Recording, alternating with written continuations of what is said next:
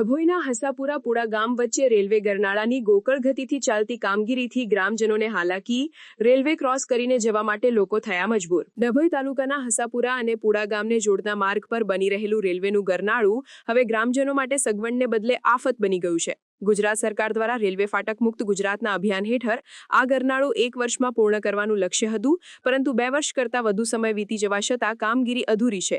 આ ગરનાળાનું કામ અટકી જતા હસાપુરા અને પુડા સહિત આસપાસના ગામોના લોકોને અવરજવર માટે ભારે મુશ્કેલીનો સામનો કરવો પડી રહ્યો છે। લોકોને વધારાના 5 થી 7 કિલોમીટર ફરીને જવું પડે છે।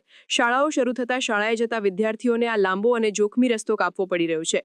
108 એમ્બ્યુલન્સ સેવાને પણ લાંબો રૂટ લેવો પડતો હોવાથી ઇમરજન્સીની સ્થિતિમાં સમયસર પહોંચવું મુશ્કેલ બની ગયું છે।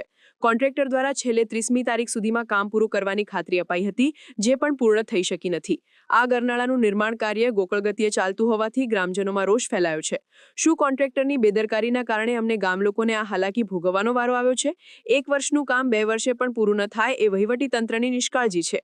ગરનાળાનું કામ પૂર્ણ થયા પછી પણ તેની આસપાસના રોડ રસ્તાનું જોડાણ અને સમતલન બાકી છે, જે કામમાં વધુ સમય લેશે। તાત્કાલિક ધોરણે આ સમસ્યાનો ઉકેલ ના આવે તો ગ્રામજનોએ આંદોલન કરવાની ચીમકી ઉચ્ચારી છે। આખરે ડભોઈના આ ગરનાળાનું કામ ક્યારે પૂરું થશે અને ગ્રામજનોને આ રોજિંદી હાલાકીમાંથી ક્યારે મુક્તિ મળશે તે પણ એક પ્રશ્ન છે। આ ડભોઈ તાલુકાનું ગામ છે, ફરતી કોઈ હાસાપુરા, એનો રસ્તો ને પુડાનો મેઇન રોડ છે, તો એનો રસ્તો બન્યો નથી। તો અમારે કંઈ બી કરવું હોય કામ તો પુડાવાળાને તો એમાંનો 5 કિલોમીટર ફરીને જવું પડે છે અને 5 કિલોમીટર ફરીને પાછા આવવું પડે છે। એટલે રોડ રસ્તા કોઈ જગ્યાએ બન્યા નથી અને નારું જે અમુક વસ્તુનું બાકી છે ને એ નારું બન્યું નથી। તો અમારે કરવાનું શું એટલે લીધે કેટલા સમયથી કામ ચાલે છે? 2 વર્ષથી। કેટલું કામ બાકી હશે? થોડું ઘણું કામ બાકી છે તો કરતા નથી। પૂરું કેટલા વર્ષમાં કરવાનું હતું? 1 જ વર્ષમાં।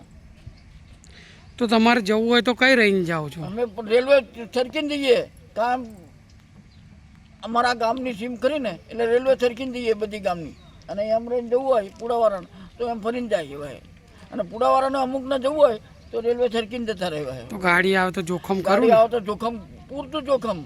સમાચારની અવનવી અપડેટ જોતા રહો નિખરતા ગુજરાત ન્યૂઝ સાથે। નિખરતા ગુજરાત ન્યૂઝને લાઇક, શેર, સબસ્ક્રાઇબ કરો અને બેલ આઇકન દબાવીને સમાચારની ઝડપી માહિતી મેળવો।